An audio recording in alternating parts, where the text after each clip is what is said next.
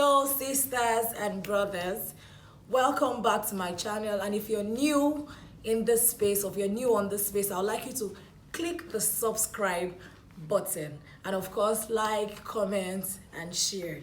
Today we're going to be talking about when to say no. When to say no, because of course it's okay to say no to your clients. It's not every time that you accept clothes to make. It's not every time that you are always on the machine, always willing to sew, always. There are times to say no as a designer. And I'm going to be listing just 4 different times when you can say no as a designer. Number 1, at the state of underpricing. You can say no to a client when you're being underpriced. The moment your client begins to belittle, or the moment a client begins to water down your effort, or your proposed effort concerning a garment or concerning a style, please run. Please say no. Don't be desperate to make clothes. Don't be desperate to have clients. Don't be desperate to want to make a client or to have a client. It's better for you to build a few numbers of them who appreciate your work than to have a bulk of them who will just water down your effect or water down your capacity. So say no to underpricing. The moment a client is pricing you down or belittling your efforts, please do well to say no. Number 2 reason, or the second reason why you can say no to a client, is if the choice of style does not fit the figure of the client that wants to make the clothes. If the choice of style, that if the style chosen will not fit the figure of the client that chose the style. Most of the times clients can be quite funny, that they might choose a style based on their thought, not by their structure. They choose styles based on their thoughts, or maybe they saw it on somebody else and they feel it will blend with them or it will go with their size. It's our duty as designers to, sorry ma, this would not really go well. Why not let's take this? Of course you suggest, not body shaming, but you suggest something else that will fit the client better. So do well to say no the moment you see that the style will not fit the client. Don't get to a level whereby once the client say you must do it, and you get to do it. The truth about the matter is you will be soiling your reputation. Clients will not go outside and say, I was the one that told the designer to make that clothes. That we never. They will say, it's the tailor that does not know how to. It's my tailor, or is that tailor? You get it? So in order for you not to soil your name, it is a good or a brilliant decision for you to say no the moment you see that the style chosen by a client would not fit the body structure of the client.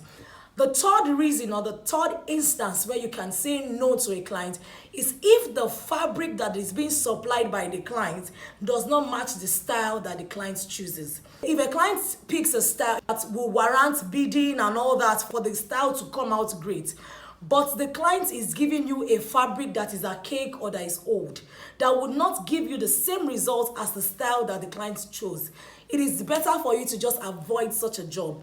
Wrong fabric for styles is like 0 over 100.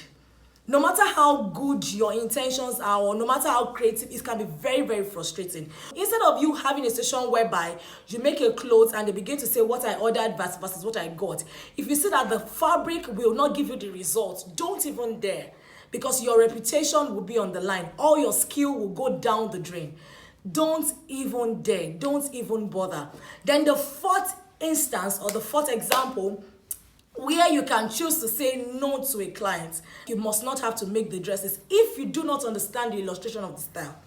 If you don't understand the illustration of the style that was chosen by your client, or your client is telling you that I want 100% reproduction of another person's style, please flee. Run. The truth is you cannot get 100% of another person's job. Why? If the job is such that was created solely by that designer you are trying to repeat his or her work or copy his or her work, if the cloth was made solely by that person, from inspiration, from sketching to drafting to cutting to sewing to joining and everything, was the sole production of a different designer, and the client is coming to tell you that you should produce that same design 100%, it's not possible. It's not, if they cannot patronize that same designer for that style, then they should be ready for the twerking, which shows that it is your own creative design. But the moment a client is telling you, I want it 100%, exactly the way it's in this picture, the way she's standing, the way she's, trouble is knocking. Trouble is knocking. Or if a client is asking you for 100% recreation, please, it's a point for you to say no. Have a stand and have a standard that, sorry, I don't do 100% recreation. This can only be a style inspiration. We will add some top-ups to it. We will do our own thing in the style. But when the client is insisting on 100, just know that trouble is about to knock on the door.